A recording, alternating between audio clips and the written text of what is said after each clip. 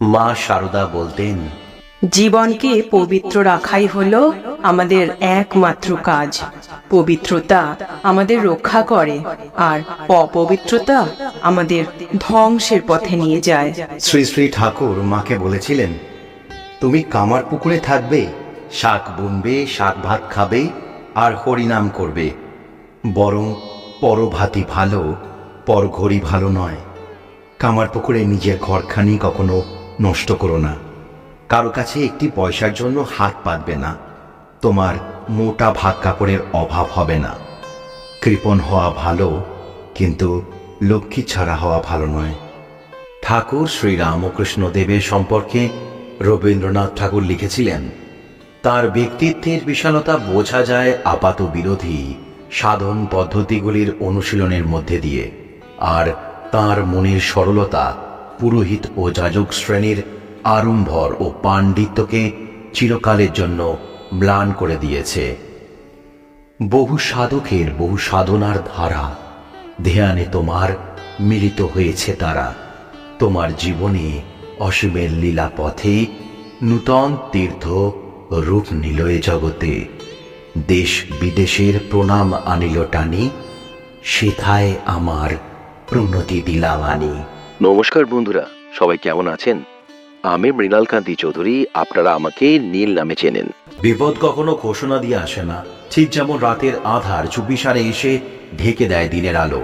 আমাদের জীবনে প্রতিটি পদক্ষেপে রয়েছে অসংখ্য অজানা শক্তি, যারা আমাদের পথ চলা নির্ভর করে অনিবার্য পরিণতির দিকে।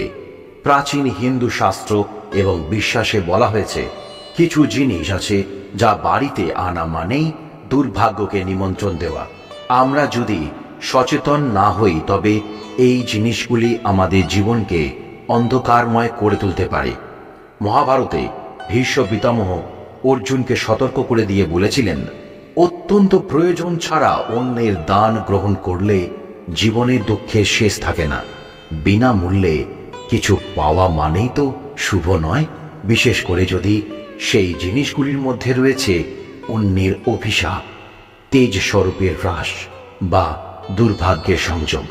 শ্রী রামকৃষ্ণ পরমহংসদেবের জীবনে আমরা বারবার দেখতে পাই যে তিনি সরল জীবন এবং গভীর ধর্মীয় চেতনার উপর জোর দিয়েছেন।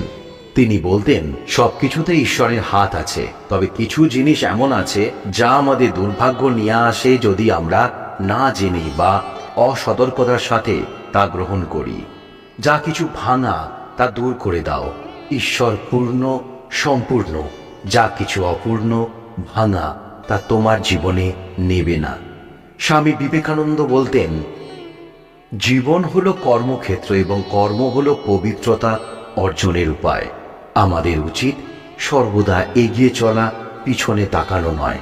আমরা যদি জীবনে সফল হতে চাই, তাহলে আমাদের পুরানো অপবিত্র বা নেগেটিভ এনার্জির জিনিসগুলো থেকে মুক্ত হতে হবে। তিনি বলেন, জীবন একটি শক্তিশালী প্রবাহ, আর এই প্রবাহে বাধা এলে আমাদের অগ্রগতি থেমে যায়। বিনামূল্যে বা কুড়িয়ে এই জিনিসগুলি পেলেও কোনো সময় বাড়িতে আনবেন না। এগুলি বাড়িতে আনা মানেই আপনার দুর্ভাগ্যের শুরু। শুভ অশুভ এই দুইয়ের মধ্যে ব্যবধান সূক্ষ্ম হলেও ফলাফল কিন্তু প্রবল। হিন্দু ধর্মের শাস্ত্র, পুরাণ এবং প্রাচীন গ্রন্থসমূহে এই কথা বারবার উচ্চারিত হয়েছে যে অমঙ্গলের ছায়া থেকে মুক্তি পেতে হলে কিছু জিনিস থেকে দূরে থাকতে হয়। জ্ঞানীরা বলেন, বিনামূল্যে পাওয়া আর কুড়িয়ে পাওয়া এই কটি জিনিস কখনো ঘরে আনা উচিত নয়।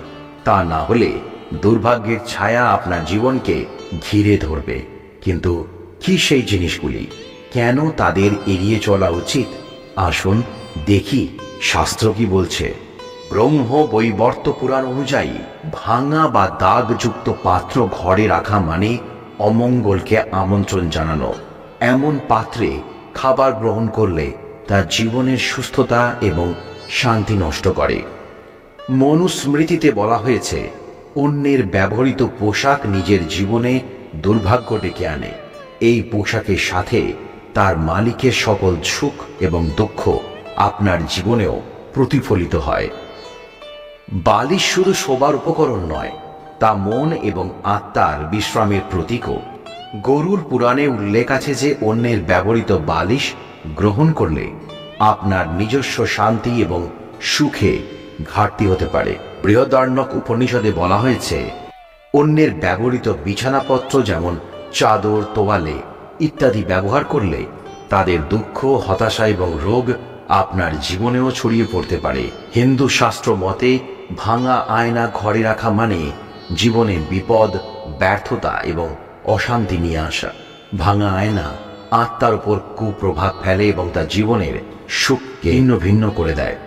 স্কন্ধ পুরাণে বলা হয়েছে, অন্যের ব্যবহৃত জুতো গ্রহণ করলে সেই ব্যক্তির দুর্ভাগ্য আপনার জীবনেও প্রতিফলিত হয়।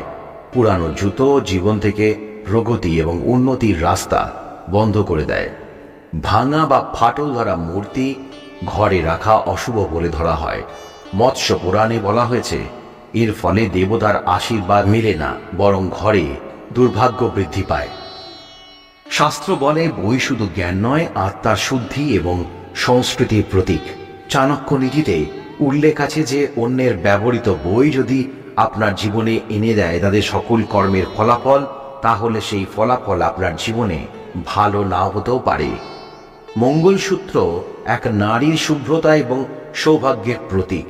পরাশর সংহিতাতে বলা হয়েছে, অন্যের ব্যবহৃত মঙ্গলসূত্র গ্রহণ করলে সেই নারীর জীবনের সকল সুখ দুঃখ আপনার জীবনেও প্রতিফলিত হয়, যা কখনো সুখকর নয়।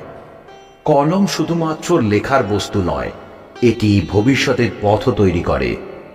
অন্যের ব্যবহৃত কলম দিয়ে লেখা আপনার নিজের কর্মফলকে নষ্ট করতে পারে এবং জীবনে ব্যর্থতা নিয়ে আসতে পারে। গরুর পুরাণে উল্লেখ আছে, ঘরে কোনো পরিত্যক্ত বা ভাঙা প্রতিমা বা ছবির টুকরো রাখলে তা পরিবারের শান্তি ও সুখ নষ্ট করে। এমনটা করা মানে দেবতাদের অসম্মান করা, যা সর্বদা অমঙ্গল ডেকে আনে। রুদ্রাক্ষের মধ্যে আধ্যাত্মিক শক্তি নিহিত থাকে। শিব পুরাণ মতে অন্যের ব্যবহৃত রুদ্রাক্ষ নিজের শরীরে ধারণ করলে তার নেতিবাচক শক্তি আপনার জীবনে ছড়িয়ে পড়তে পারে। চশমা শুধু দৃষ্টির প্রতীক নয়, এটি ভবিষ্যতের দৃষ্টিভঙ্গি নির্ধারণ করে।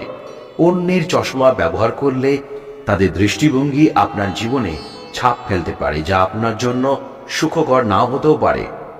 ব্যবহৃত কাঁচি বা ধারালো বস্তু। যোগ বশিষ্ঠ গ্রন্থে বলা হয়েছে, ব্যবহৃত কাঁচি বা ধারালো বস্তু গ্রহণ করা মানে জীবনে কলহ ও দ্বন্দ্বকে আমন্ত্রণ জানানো। এই জিনিসগুলো পরিবারে অশান্তি এবং বিচ্ছেদ ঘটাতে পারে। গহনা একজনের সৌভাগ্যের প্রতীক, তাই অন্যের ব্যবহৃত গহনা নিজের জীবনে আনা মানে সেই সৌভাগ্য এবং দুর্ভাগ্যের সাথে নিজেকে জড়িয়ে ফেলা।